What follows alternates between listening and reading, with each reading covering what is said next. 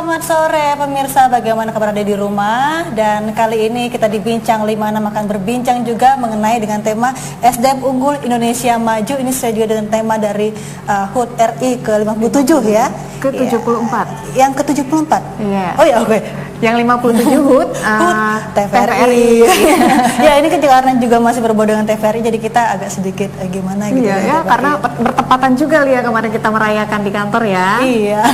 Ya, dan dengan tema mengenai SDM Unggul Indonesia Maju, kini kita akan berbahas mengenai hal yang sangat penting di sini, apalagi untuk kita sebagai anak muda yang ingin sekali begitu kan melanjutkan pendidikan ke jenjang lebih tinggi, tapi dengan adanya jalur beasiswa gitu. Ini pengen nggak beasiswa? Pengen sekali dong ya, agar ke depan kita lebih fokus. Tidak hanya kita, mungkin yang di rumah juga generasi muda tentunya yang ingin bersekolah, tentunya ingin fokus belajar tanpa pusing-pusing mikirin biaya. Tapi ada cara yang lebih memudahkan, yang bisa dibantu dengan pihak-pihak terkaitnya. Nah, sekarang kita sudah menghadirkan para narasumber yang berkaitan langsung dengan hal yang ingin kita bahas hari ini ya, Lia ya.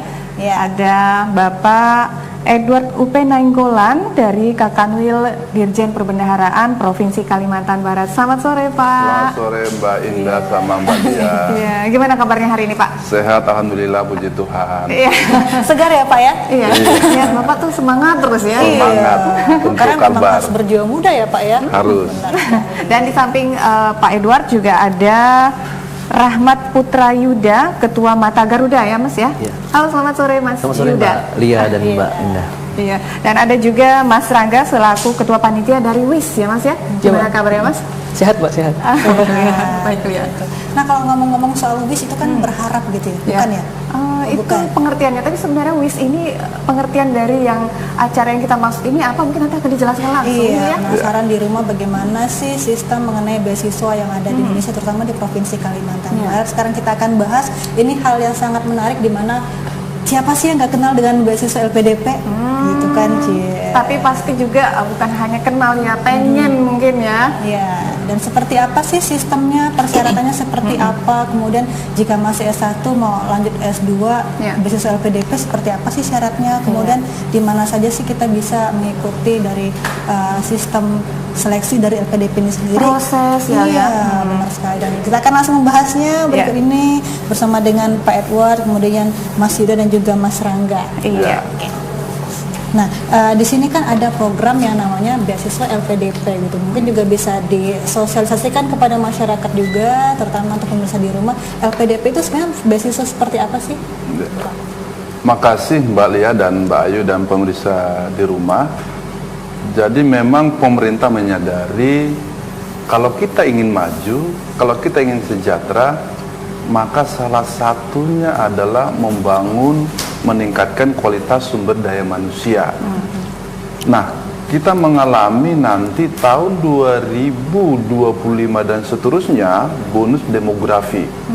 Artinya manusia Indonesia yang usia produktif akan lebih besar daripada yang tidak produktif. Nah, ini bisa menjadi peluang dan tantangan.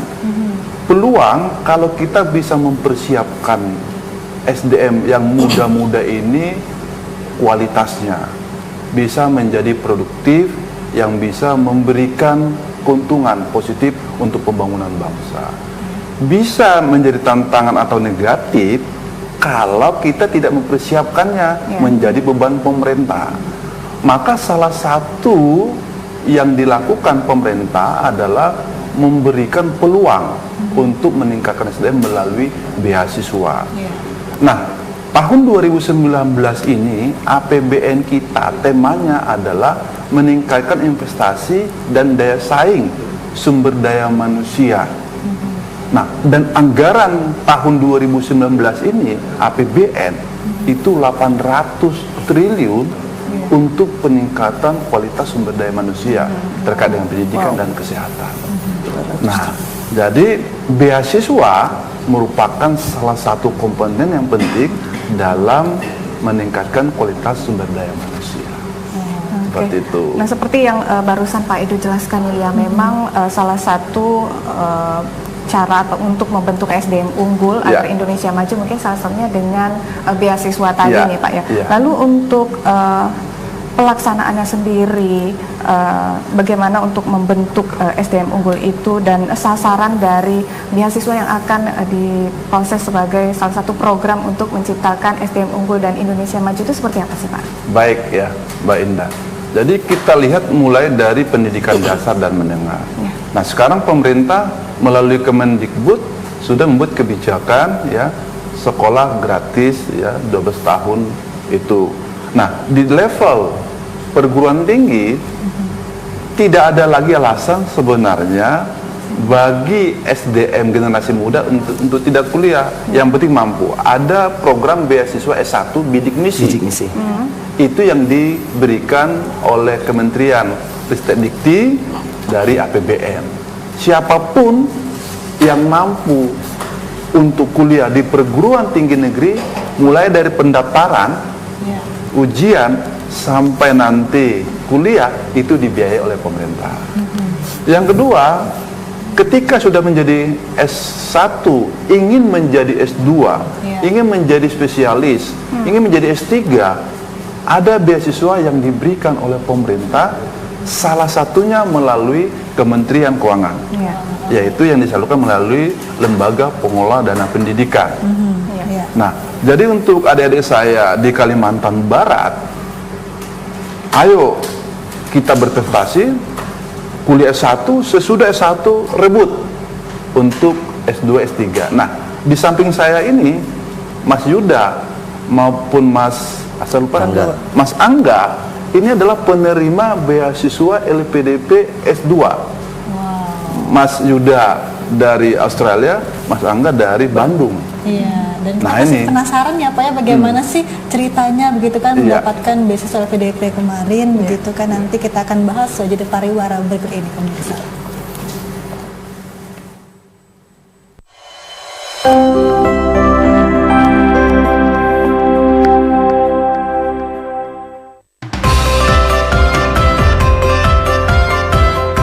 Selamat kepada direksi dan jajaran TVRI yang telah meraih wajar tanpa pengecualian atas audit laporan keuangan tahun 2018.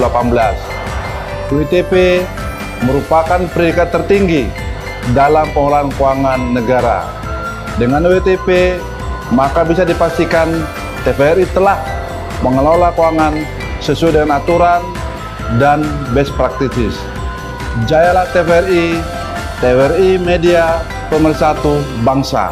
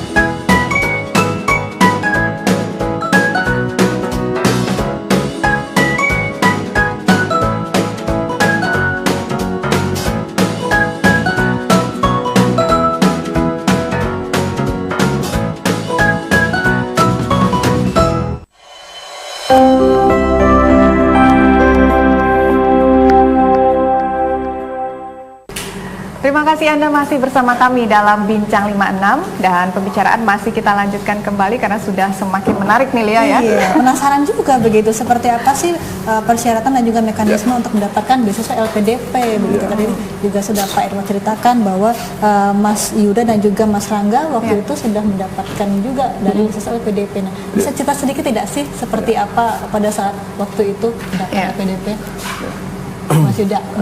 Oke. Nah, terima kasih Mbak Lia dan Mbak Indah. Mungkin saya cerita sedikit pengalaman.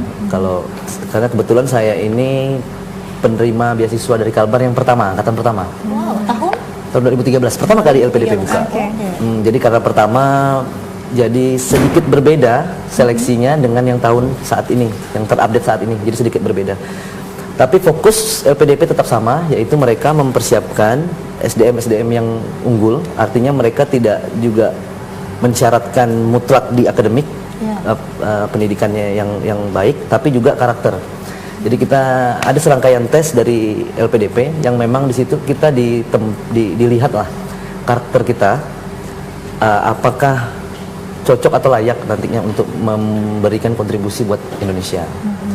Jadi memang LPDP ini beasiswanya sedikit unik karena beasiswa ini yang mereka harus kembali ke dalam negeri, pulang kembali dan wajib berkontribusi dalam bentuk apapun. Seperti kami Mata Garuda dibentuklah wadah organisasi oleh Kementerian Keuangan agar supaya teman-teman yang pulang ke Indonesia ingin berkontribusi, kalau bingung sendirian kontribusi kan enaknya barengan, Mbak. Jadi berbarengannya ini dibikinlah wadah namanya Mata Garuda. Jadi Mata Garuda ini memang diharapkan oleh Bu Menteri, Bu Sri Mulyani itu menjadi garda terdepan kemajuan daerah masing-masing di setiap provinsi maupun kabupaten. Oke, berarti Mata Garuda ini organisasi khusus untuk yang penerima beasiswa, LPDP atau semua beasiswa? LPDP untuk saat ini masih LPDP. Nanti kalau udah nggak lagi saya kasih tahu, Mbak. Nah, oke. Kalau misalnya Mas Rangga sendiri, kemarin saya pengalamannya beasiswa kalau Mas Yuda full founded namanya, dibiayain semua oleh LPDP. Kalau kita kemarin karena S2, pas S2 ngajuin beasiswa LPDP, dapatnya adalah beasiswa untuk research, penelitian.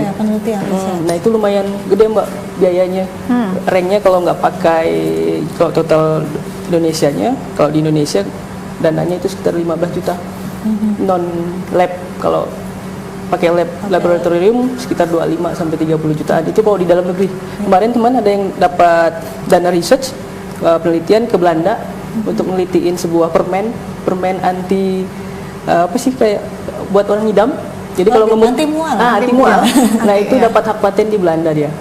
Dari dana LPDP. Jadi LPDP sangat membantu sekali buat anak generasi muda buat ningkatin kemampuan kompetensi. Berarti waktu itu Mas Rangga riset apa? Kemarin sih risetnya tentang kurikulum. Pendidikan dan pelatihan di Diklat. Nah, itu. Dan sudah diaplikasikan di sini? Kemarin alhamdulillah udah untuk Diklat Batubara, Mbak. Karena di Kalimantan kan banyak nih curan tambang. Jadi Diklatnya di situ penelitiannya. Jadi antara kebutuhan tambang dengan pelatihan dengan perusahaan. Biar sinergitas begitu ya. Ekosistem itu. Nah, ini kayak penasaran juga nih, seperti apa sih syarat-syaratnya? Tadi katanya ada yang akademik dan karakter juga begitu yang perlu diperhatikan dalam penerimaan dari beasiswa LPDP karena kan di mana-mana beasiswa pasti yang harus tinggi itu adalah nilainya begitu. Karena memang menjadi sasarannya adalah siswa yang berprestasi tadi nih ya Pak ya. Nah, apa sih Pak pentingnya karakter dalam sebuah pencarian SDM unggul? Baik, ini pertanyaan sangat bagus ya. Jadi nanti kami jelaskan apa itu LPDP, tapi pertanyaannya sangat bagus sekali.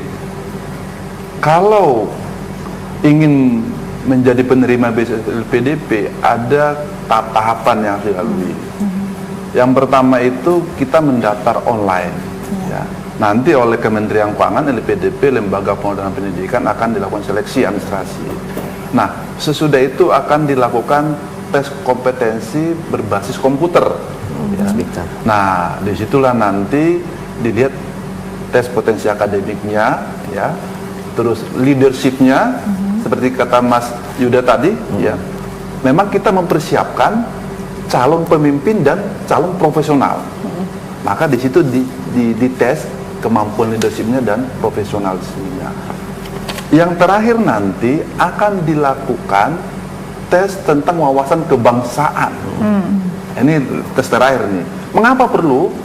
Tadi seperti kami katakan bahwa LPDP ini mempersiapkan calon pemimpin. Maka seorang calon pemimpin di Indonesia ini harus punya nilai kebangsaan, harus punya nilai nasionalisme, harus menjunjung tinggi 4 pilar kebangsaan, yaitu Pancasila, NKRI, Undang-Undang Dasar 45, dan Bhinneka Tunggal Ika. Nah, kita tahu bangsa kita beraneka ragam, suku, agama, bahasa, budaya. Sehingga harus dia menjadi pemersatu bangsa. Itulah pentingnya calon penerima beasiswa ini mempunyai karakter nasionalisme, karakter kebangsaan, seperti itu. Luar biasa sekali. Iya, benar sekali. Dan Pak, memang karakter ini sangat erat kaitannya dengan mental dari para calon penerima beasiswa ini. Betul. Karena harapan kita sendiri pastinya ke depan mereka yang menjadi calon-calon pemimpin ini kan berkarakter yang baik, Betul. jujur terutama ya Pak Betul. ya, agar Betul. tidak melenceng dari apa yang diharapkan program ini sendiri. Ya. Nah kalau untuk LPDP-nya sendiri nih Pak, program apa saja sih yang didanai ini Pak? Nah. Oke, tapi penasaran ya Pak ya, Nah. tapi kita akan jeda dulu sebentar, kami akan sudah pariwara berikut ini pemirsa.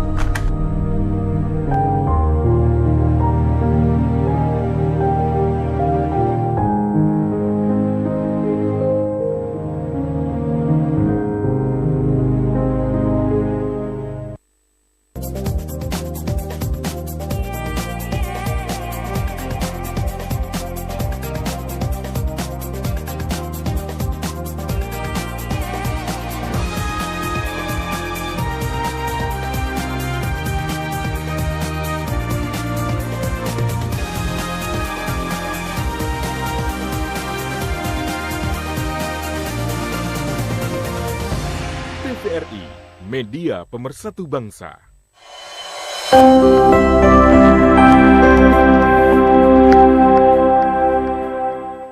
Kembali lagi bersama kami di Bincang 56 pemirsa, dan tadi sebelum iklan sempat kita sudah bertanya kepada Pak Edward, memang belum dijelaskan nih, mungkin kita akan jelaskan sekarang nih Pak ya. Ya. Silakan Pak Edo. Jadi LPDP merupakan lembaga pengadaan pendidikan. Itu dibentuk kurang lebih 10 tahun lalu. Ada kesepakatan antara pemerintah dan DPR untuk membentuk dana abadi, endowment fund. Nah, dibentuk dana abadi yang bisa digunakan untuk pengembangan sumber daya manusia. Dana abadi disebut dana abadi, pokok dana ini tidak bisa digunakan. Yang digunakanlah hasil investasi dana tersebut. Sampai sekarang dana cukup besar, 46 triliun. Ya. Nah, akhir tahun ini kita harapkan 64 triliunan. Ya. Nah, tidak boleh digunakan pokok yang 46 triliun, yang 64 triliun nanti, tapi hasil investasinya. Nah, untuk tahun 2019 sendiri, dana yang disediakan untuk beasiswa ongoing yang lagi berlanjut maupun yang akan baru 2019 ini adalah 2,2 triliun. 2,2 triliun. Khusus. Nah, khusus itu dari investasinya, dari hasil 46 triliun. Nah, yang didanai adalah S2, profesi, spesialis, dan S3. Tetapi ada tetapinya tadi, harus di universitas terkenal, tidak boleh di universitas ece-ece. Yang sudah terdaftar di LPDP. Yang ada long listnya di LPDP. Ya. Nah, ini yang harus dipahami karena kita ingin memang orang-orang yang berkualitas. Perlu diketahui juga, ya, saya sangat senang ada acara ini untuk sosialisasi. Tahun 2019 sendiri target LPDP itu 6.000 penerima baru mahasiswa Se-Indonesia. se-Indonesia. Nah, baru minggu kemarin di Kalimantan Barat ini penerima seleksi terakhir dilakukan di Badan Diklat. Ya. Di Kalimantan Barat ini tahun 2019 hanya 21. Hanya 21 yang diseleksi terakhir. 21 orang ya Pak? 21 orang, dan itu juga adalah program magister. Dari 21 ini hanya 3 yang program luar negeri. Ya, 17 atau 18 itu dalam negeri. Nah, maka saya katakan ini sayang sekali kalau tidak bisa diraih oleh adik-adik saya generasi muda yang ada di Kalimantan Barat. Masih ribuan peluang yang bisa dilakukan. Tetapi perlu dipahami memang seleksinya ketat. Perlu dipahami juga adalah universitasnya adalah universitas terkenal, baik di dalam luar negeri maupun di luar negeri. Nah, itu Mbak Lian dan Mbak Indah. Nah, berarti tadi sudah ada 21 orang yang dalam Untuk tahun tahap 2019 di tahap seleksi terakhir gitu. Nah, iya. kira-kira apakah dari seleksi awal ke seleksi terakhir itu cukup susah dan cukup rumit untuk pendaftaran LPDP sendiri, Pak? Jadi kemarin saya bertemu dengan interviewer, ya, itu interviewernya nggak sembarangan, ya Pak Mas Yuda sama Mas, saya lupa, Rangga ya, Mas Rangga, itu interviewernya dari universitas terkenal, dari UI, Gadjah Mada, IPB, Airlangga segala macam, ya itu independen, ya. Kelemahan di kita nggak siap ketika ditanya, ya, apa tujuanmu untuk mencari beasiswa? Jadi seolah-olah hanya ikut-ikutan, tidak ada visi ke depannya dia membangun Kalimantan Barat ini. Itu dia perlunya pendidikan karakter tadi ya, Pak? Betul seperti itu. Yang kedua lagi, kemampuan berbahasa Inggris. Coba kita lihat tadi, dari 21 cuma 3 yang keluar. Dan itu juga belum semua, tentu semuanya diterima 21, ya paling mungkin sekitar 60, prediksi saya ya, seperti itu 60%, 70%. Nah itu, jadi maka kami perlu kerjasama, ya, Mata Garuda, anak muda yang potensial calon pemimpin ini, profesional ini, kerjasama dengan pemerintah daerah. Kerjasama dalam bidang apa? Kita ingin persiapkan para calon penerima. Kalau bahasa Inggrisnya yang kurang, ayo kita tingkatkan bahasa Inggrisnya. Kalau karakter kebangsaannya yang kurang, ayo kita tingkatkan. Kalau visinya yang kurang, ayo kita tingkatkan. Maka kami punya mimpi, saya, Mata Garuda, dan nanti makanya ada acara tanggal 31 Agustus, ya, punya mimpi banyak generasi muda dari sini penerima beasiswa S2, S3, dan tentu S2, S3 yang memang dibutuhkan di Kalimantan Barat. Seperti itu. Ini keren sekali ya, ya, karena sekarang sudah sistemnya jemput bola begitu. Kita sudah enak tinggal datang di tempat, dikasih keterampilan segala macam, tinggal ikut gitu. Apalagi di era zaman sekarang ini, Lia, memang persaingan sedikit ketat ya, dengan adanya LPDP dan program pemerintah ini memang sedikit membantu masyarakat. Banyak malah sebenarnya ya. Mungkin apalagi di Provinsi Kalimantan Barat ini kan banyak sekali kabupaten kota yang jauh dari kota. Mungkin dengan adanya dari acara dari WIS Festival Kalbar 2019 ini bisa mendatangkan dari mereka dari jauh-jauh hari begitu untuk bisa ikut dari program ini. Betul. Gitu. Nah, jadi WIS Festival Kalbar 2019 ini apakah hanya untuk beasiswa LPDP atau juga ada beasiswa lain?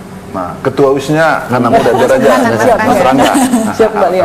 Jadi di apa namanya, di kegiatan WIS ini kita mengumpulkan beberapa pemberi beasiswa, ada yang dari dalam maupun luar negeri. Kalau dari dalam negerinya ada LPDP sendiri, kalau dari luar negeri ada Fulbright, ada Aminef, ada Erasmus, itu yang akan menyediakan. Itu cuma yang saya hafal, Mbak, banyak di luar itu. Berarti banyak sekali. Banyak, gitu. Banyak. Tadi barusan ditelepon juga dari Taiwan mau datang ke sini buat apa namanya, mereka pengen ngasih tahu bahwa di Taiwan ada beasiswa ini dan itu gitu.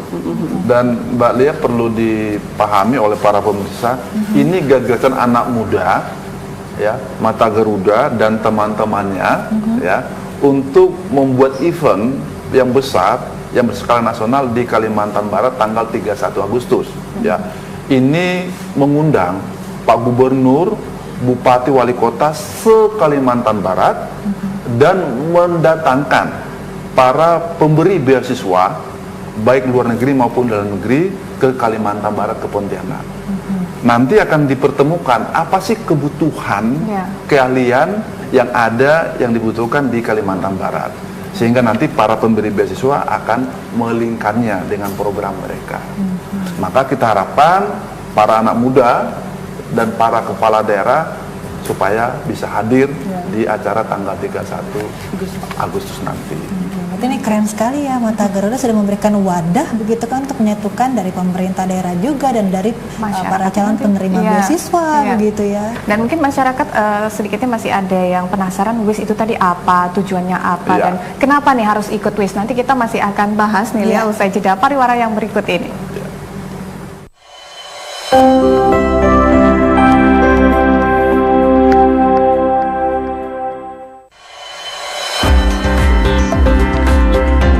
Ayo tonton TVRI, Media Pemersatu Bangsa. Kami dari kelompok pengelola pariwisata Semenjang Berwisata sangat mendukung pelestarian hutan dan menjaga kawasan konservasi Taman Nasional Danau Sentarung. TVRI, Media Pemersatu Bangsa.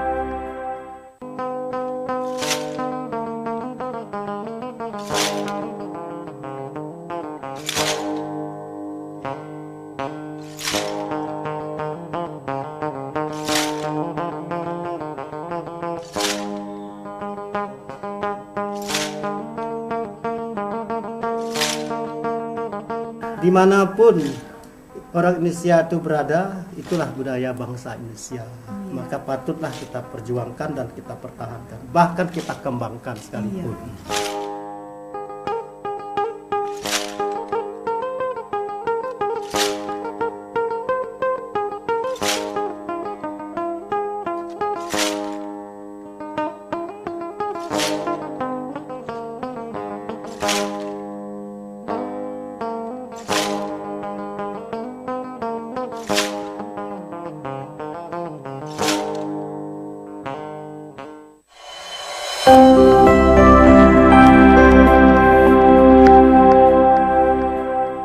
Ya, terima kasih. Masih bersama kami di Bincang 56 dengan tema yaitu SDM Unggul Indonesia Maju, dan kita sedikit juga tadi sudah membahas mengenai WIS.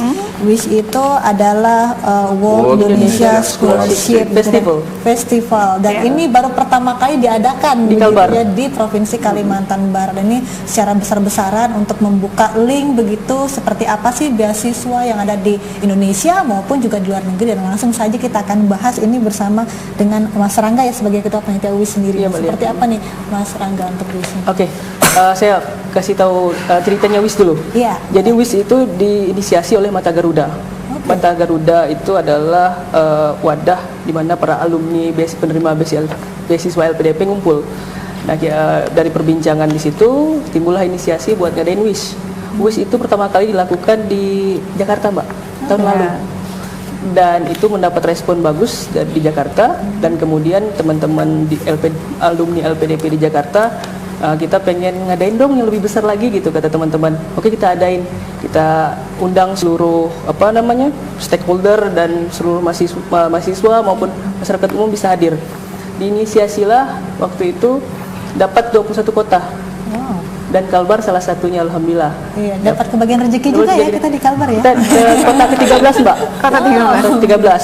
Sebelumnya akan ada nih WIS-nya di Kaltim. Habis kita di Kalbar nanti akan ada di Kalsel di Banjarmasin. Nah, gitu. Untuk data terakhir yang saya pegang, peserta yang sudah mendaftar, Pak, anak muda Kalbar, masyarakat umum, itu sekitar 1.600 peserta.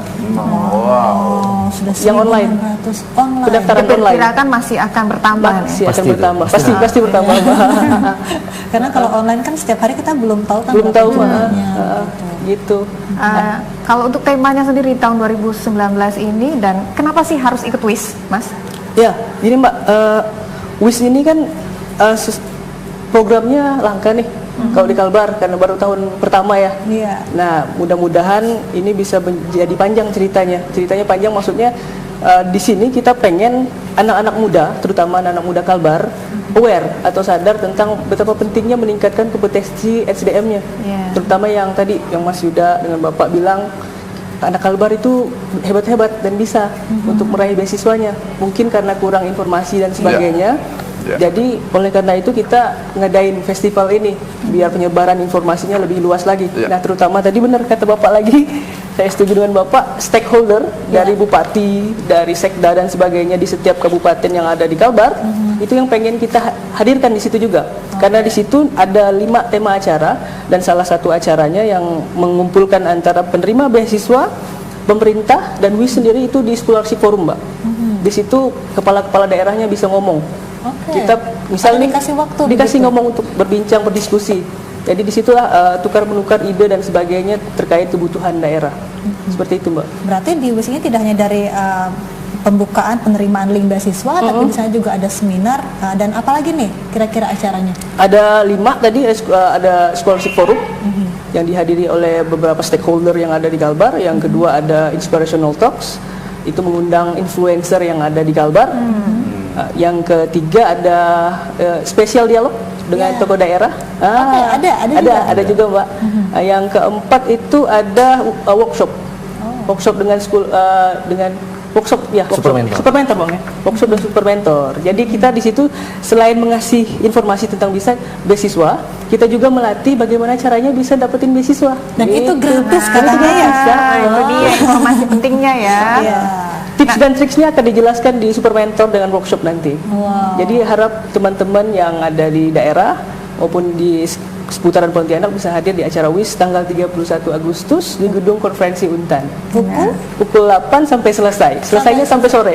Sampai sore gitu. Sampai sore. Jadi luangkan waktu ya. Luangkan waktu. Acaranya cuma sehari, teman-teman. Mudah-mudahan bisa datang untuk meramaikan dan hadir untuk dapetin ilmunya. Nah, memang itu gratis, gratis, Mbak. Nah, tuh lihat. Gratis. Biasanya gratis paling cepat ya. Nah, lalu gimana sih caranya untuk ikut ini dan apa sih persiapan yang perlu dilakukan teman-teman nih, Mas? Pertama, niat sih, Mbak. Yang kedua, kita ada linknya ada di IG WIS Festival Kalbar. Nanti bisa di follow di Instagram kita, karena sekarang udah pakai Instagram, Mbak. Jadi kita pakai Instagram nih, Instagram pakai WhatsApp. Kalau di Instagram itu linknya festival.kalbar @festival.kalbar. Itu nama akun IG kita. Jadi bisa follow di situ, bisa tahu informasinya banyak di situ nanti. Lebih lengkap lagi begitu ya. Apalagi kalau anak-anak muda zaman sekarang tuh lebih mudah dan lebih suka menggunakan jarinya sendiri nih ketika menonton. Nah, tadi kita sempat berbincang juga Mata Garuda nih, lihat. Jadi pemirsa ada yang penasaran juga nih, Pak. Mata Garuda itu apa sih, atau apakah dari organisasi yang resmi atau kegiatannya seperti apa saja sih, Mas Yuda? Silakan. Oke, terima kasih, Mbak, sebelumnya. Izin, Mbak, ya. Jadi Mata Garuda yang setelah saya bahas sebelumnya, dia merupakan organisasi resmi memang yang dibentuk oleh LPDP untuk gunanya untuk dapat memantau teman-teman yang sudah pulang kembali, untuk apa sih kontribusi teman-teman yang sudah pulang. Jadi lewat wadah inilah dibentuk sebuah organisasi non-profit. Jadi memang organisasi kita non-profit, Mbak. Yang mana kita lebih baiknya sih kita pendekatannya ke daerah, ke pemda daerah. Tapi terlepas daripada itu, kita juga punya program sendiri. Artinya seandainya pemerintah daerah bisa bersinergi, alhamdulillah. Tapi seandainya belum pun, kami buat program-program sosial. Jadi program-program sosial yang telah kami lakukan itu misalnya pelatihan. Jadi kita buat pelatihan gratis. Kita sudah buat pelatihan untuk guru kemarin. Guru-guru kita kumpulkan. Bekerja sama Google? Untuk bekerja sama Google, kita rangkul Google-nya. Jadi guru kita latih untuk menggunakan media untuk dalam pembelajaran. Lalu kita juga pernah ngadain program nasional, jadi ke sekolah-sekolah untuk memerangi plastik waktu itu. Jadi kita ke SD-SD. Dan itu memang pembiayaan ya minim, karena memang teman-teman inilah kerja dari hati lah teman-teman Mata Garuda. Mengabdi untuk negara. Mengabdi. Itu berarti, Mas, isi dari Mata Garuda ini orang-orangnya sendiri, alumninya saja, atau yang mungkin belum alumni masih dalam Ada 2 kategori, Mbak, kalau di Mata Garuda sendiri. Jadi untuk syarat menjadi anggota Mata Garuda yaitu adalah dia awardee itu penerima, dan dia alumni. Tapi keunggulannya kalau dia alumni, dia masuk pengurus dan bisa jadi ketua kayak saya misalnya, bisa jadi ketua. Tapi kalau dia hanya awardee, dia anggota biasa. Berarti masih panjang dan banyak nih cerita Mata Garuda nih ya. Banyak sekali kayaknya aktivitasnya ya sehari-hari untuk kita di Provinsi Kalimantan Barat sendiri. Tapi kita akan hadir di Sedi Pariwara berikut ini.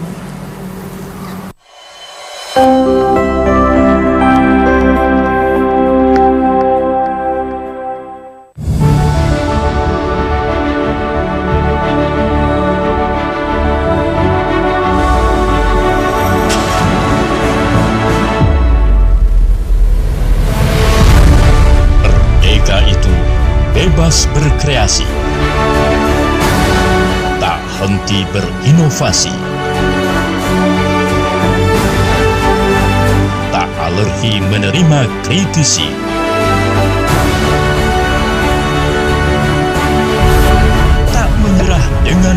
edisi.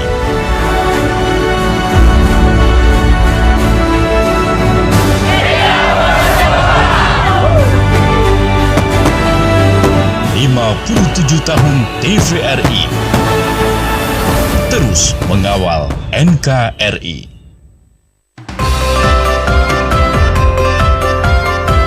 Selamat kepada jajaran direksi LPP TVRI di bawah pimpinan Direktur Utama Helmi Yahya yang telah mencapai opini atas laporan keuangan tahun 2018 dengan raihan WTP atau wajar tanpa pengecualian.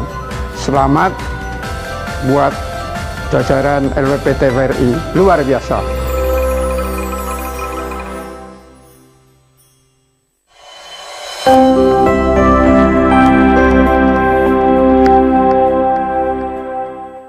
Ya, terima kasih masih bersama kami di Bincang 56. Tadi kita sudah sedikit membahas mengenai organisasi Mata Garuda, di mana ini juga dianggotai oleh para penerima LPDP dan juga yang sedang menerima beasiswa LPDP, begitu ya, Mas Yuda sendiri. Nah, untuk hingga saat ini kira-kira organisasi dari Mata Garuda sudah berapa tahun sih?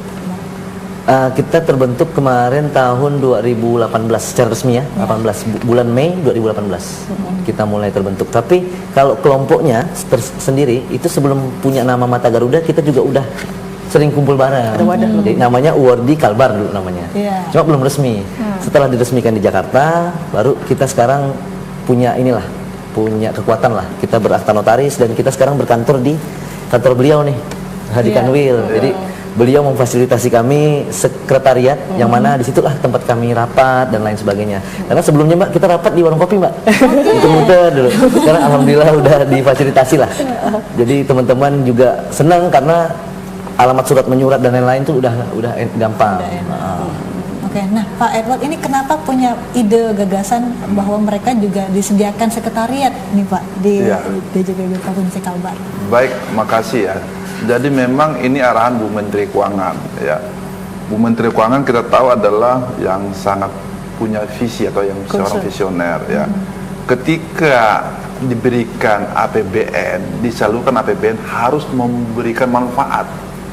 Ketika diberikan beasiswa ke penerima beasiswa LPDP, maka penerima beasiswa harus memberi manfaat kepada masyarakat.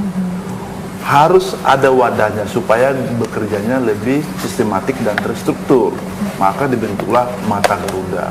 Alhamdulillah puji Tuhan, walaupun baru seumur jagung Mata Garuda di Kalbar ini ya, kami coba walaupun belum begitu mewah ya, masih sederhana, tapi lumayan representatif ininya, sekretariatnya sudah banyak memberikan kontribusi teman-teman ya. Ini salah satu kontribusinya. Seperti tadi ada lagi yang hari Minggu ya, tanggal 1 September benar. akan dilakukan juga tutorial tentang IELTS ya. Gratis Pak? Gratis itu. Itu mendatangkan orang bule asli ya ke Kalimantan Barat bertempat di Kanwil Perbendaraan. Nah, jadi teman-teman Mata Garuda yang muda-muda ini memang menyadari kami sudah diberikan oleh negara nih.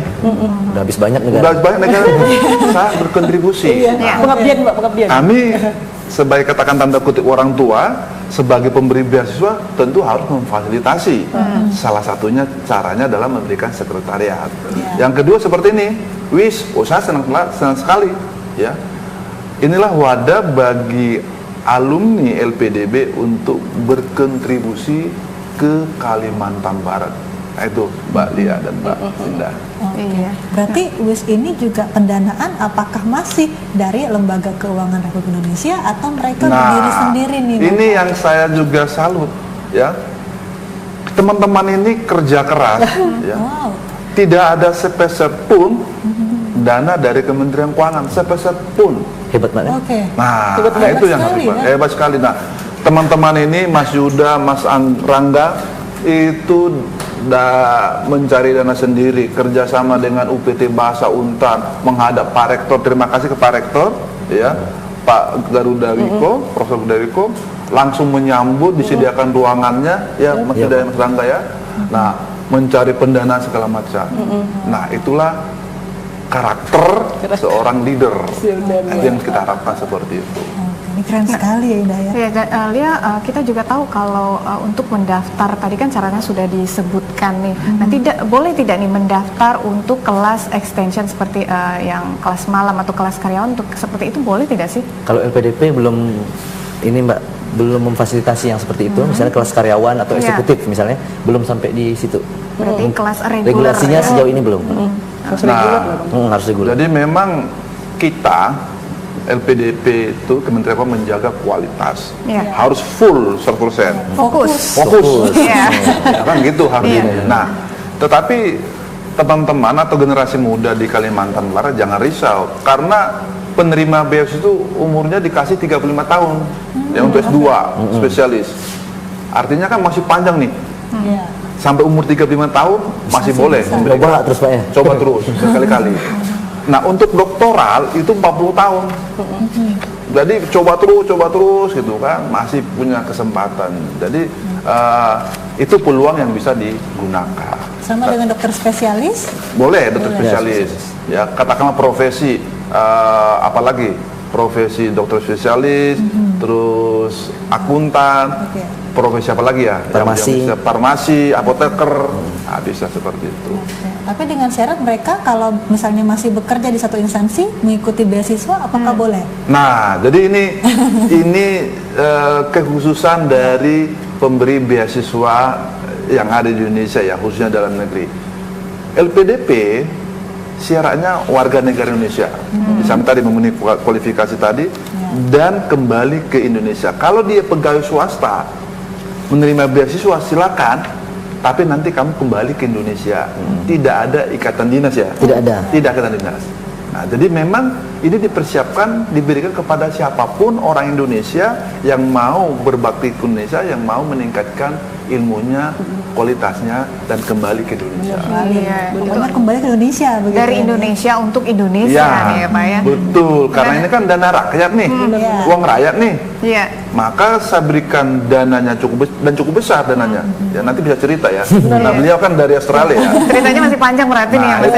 Nanti kita jeda dulu aja nih ya Pak ya. Kita cerita setelah pariwara yang berikut ini. Pemirsa, kami masih akan kembali dalam Bincang 56 usai jeda pariwara yang berikut ini.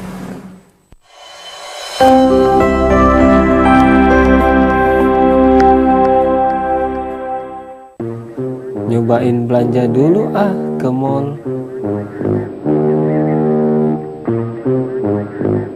Beras, gula pasir, kopi, tepung.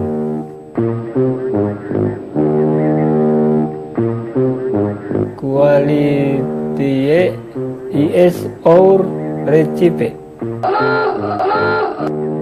Sale.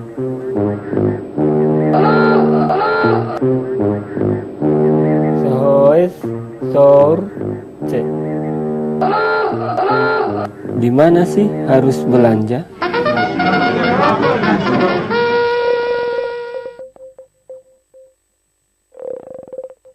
Loh, kok malah keluar? Pakailah bahasa Indonesia yang baik dan benar, biar saya tidak tersesat.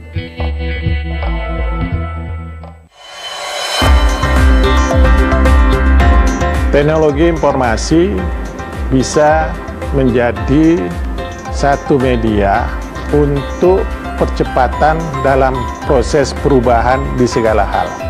Teknologi informasi bisa menjadikan kita efisien dan efektif dalam setiap melaksanakan program. Capaian-capaian pasti akan lebih baik. Kita harus mampu mengikuti setiap perubahan dan membangun satu kawasan termasuk Kalimantan Barat agar lebih mandiri. TVRI salah satu media yang menggunakan teknologi informasi yang semakin terupdate. Ayo kita tonton TVRI, media pemersatu bangsa. TVRI, media pemersatu bangsa.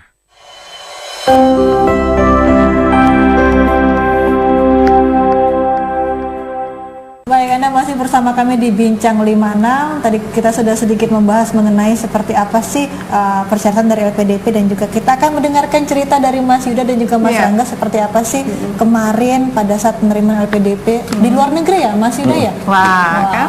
Tentunya pasti banyak yang termotivasi nih lihat. Silakan Mas. Oke, terima kasih Mbak. Untuk pengalaman saya pribadi, memang saya studinya di Australia. Universitas yang saya ambil itu kebetulan di dalam list LPDP, University of Wollongong, 1 jam lah dari Sydney, nggak jauh. Jadi untuk dapat beasiswa LPDP itu, studi di sana itu bukan hampir sih, 100% biaya di cover. Jadi sampai ada biaya-biaya tidak terduga pun di cover. Artinya seandainya saya terlibat sesuatu yang di luar dari hal yang dituliskan harus diterima, itu di cover. Seandainya terfitnah misalnya Mbak, secara hukum ada juga biayanya seperti itu. Pernah ada kasus seperti itu Mas? Di beasiswa lain ada. Makanya LPDP menganggarkan anggaran biaya tak terduga tersebut. Jadi saya juga kurang lebih menerima total itu 2M habis untuk saya sendiri. Jadi kalau untuk orang Indonesia sebenarnya bisa kuliah berapa orang gitu kan. Jadi hutang itu sebenarnya yang terus terngiang lah, harus diganti dalam bentuk kontribusi. Untuk kuliah di sana sendiri memang kita kuliah juga tidak perlu minta invoice dan lain-lain, karena itu semuanya urusannya udah dari kampus ke LPDP. Jadi kita tinggal studi saja. Belajar aja ya pokoknya. Belajar aja, bener Mbak. Belajar aja. Sibuk anggaran, invoice, pembayaran, penagihan hutang. Itu semuanya tidak melewati kita, dia langsung ke kampus. Jadi kita nggak perlu tahu soal itu. Dan dipastikan tidak mungkin terlambat. Jadi karena saya tuh di Australia itu kan bertemu dengan beberapa teman yang dari beasiswa lain, yang pada umumnya mereka telat sebulan 2 bulan, dan itu kalau telat sebulan di luar negeri itu Mbak berdarah-darah tuh Mbak, menegangkan lah. Udah galau ini. Sedangkan dari LPDP itu pasti selalu senyum dia. Jadi tidak ada istilah tanggal muda dan tanggal tua. Itu pengalaman dari segi pembiayaan. Kalau dari Mas Rangga sendiri? Kalau pengalaman saya Mbak, pengalaman pribadi dapat beasiswa LPDP sebenarnya dari teman. Bahkan saya nggak tahu beasiswa LPDP itu apa. Kita ngelamar berdua nih, saya diurusin segala berkasnya oleh teman. Rupanya teman yang nggak lulus, saya yang lulus. Ikut-ikutan nggak Pak nih? Iya, ikut-ikutan berhadiah Pak. Jadi itu pengalamannya. Nah, yang menarik pada saat kita seleksi wawancara Mbak, ada di samping saya waktu itu yang saya masih ingat banget. Beliau ada punya anak 2, ibu rumah tangga, ikut beasiswa LPDP. Ibu rumah tangga loh Mbak, bukan pegawai kantoran atau apa, tapi dia masih pengen untuk dapetin beasiswa LPDP, dan dia lulus ke Jepang sekarang. Dia ngambil studi konsentrasi tentang kuliner. Dia kayak meneliti tentang menjaga heritage-nya makanan Indonesia biar nggak kecolongan oleh orang lain kan. Kan biasanya kan gitu tuh, ada makanan yang diakuin oleh orang lain. Nah, tempe aja hampir hilang ya. Beliau mau menjaga itu, penelitiannya tentang itu ke Jepang dia. Kalau tentang dapetin beasiswanya, alhamdulillah kalau Mas Yuda ke Australia, kalau saya hanya di sekeliling Indonesia. Alhamdulillah kemarin dapetin dana bantuan researchnya, saya bisa terbang ke sana kemarin Mbak, karena kita setelah dapetin dananya dan penelitian, penelitian itu kita harus kayak ngadain conference atau kita ngadain sebuah conference internasional. Kalau waktu itu saya hadirin di konferensi di Padang untuk menyajikan hasil penelitian saya di perwakilan 4 negara, Cina, Taiwan, Thailand, dan Malaysia. Presentasi di sana depan orang-orang dari negara lain tentang Indonesia. Gitu ceritanya kemarin. Jadi setelah penelitian kita harus ngadain sebuah conference internasional buat memaparkan hasil penelitian kita apa. Dan mungkin itu bisa kontribusinya buat kita dan mungkin buat teman-teman di luar Indonesia biar bisa join penelitian bareng gitu. Ini keren sekali begitu ya. Sudah dapat beasiswa, kemudian berkontribusi untuk Provinsi Kalimantan Barat sendiri. Betul sekali. Itulah makanya sesuai dengan tema tadi ya, SDM unggul Indonesia maju. Ini untuk yang tepat sasaran nih tadi ya.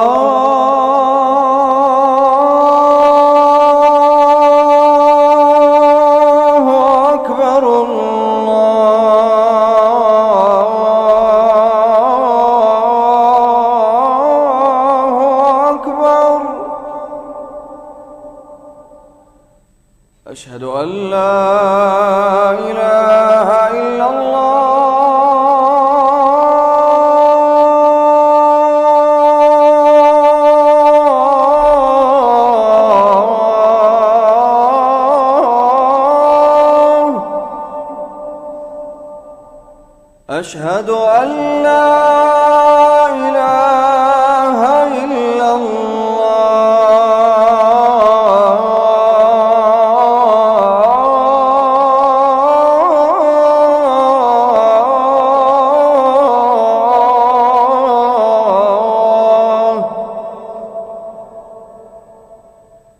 أشهد أن محمدًا رسول الله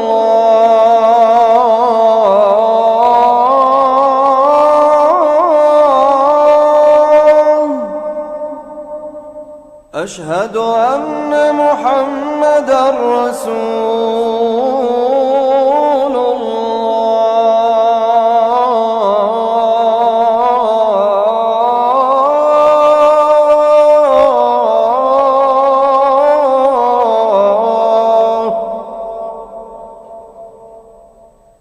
حي على الصلاة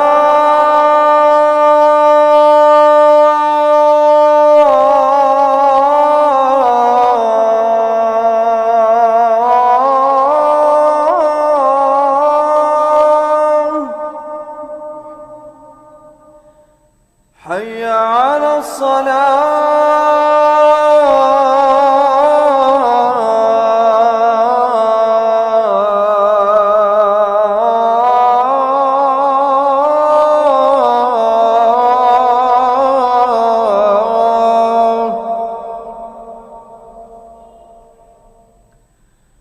حي على الفلاح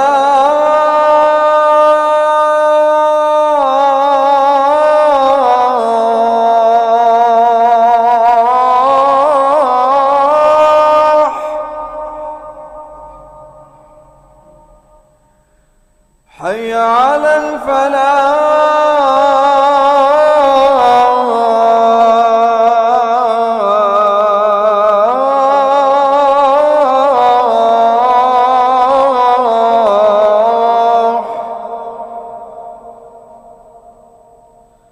الله أكبر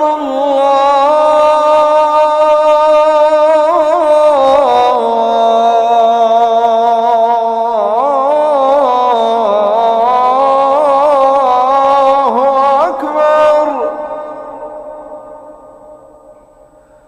لا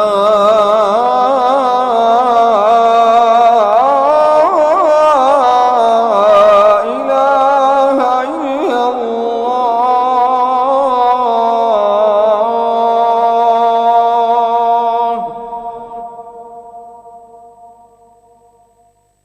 اللهم رب هذه الدعوة التامة والصلاة القائمة آت سيدنا محمدا الوسيلة والفضيلة والشرفة والدرجة العالية الرفيعة وابعثه المقاما محمودا الذي وعدته إنك لا تخلف الميعاد.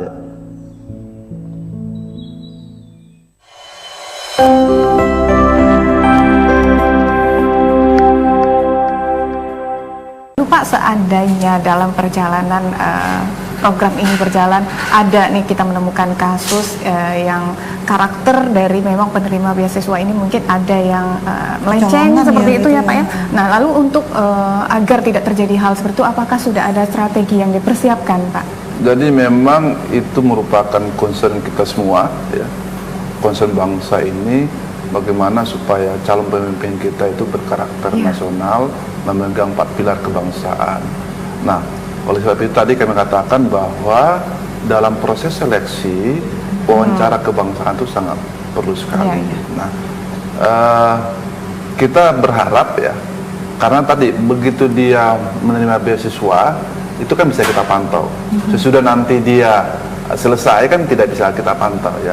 Minimal Kementerian Keuangan LPDP sudah menabur benih yang baik ya.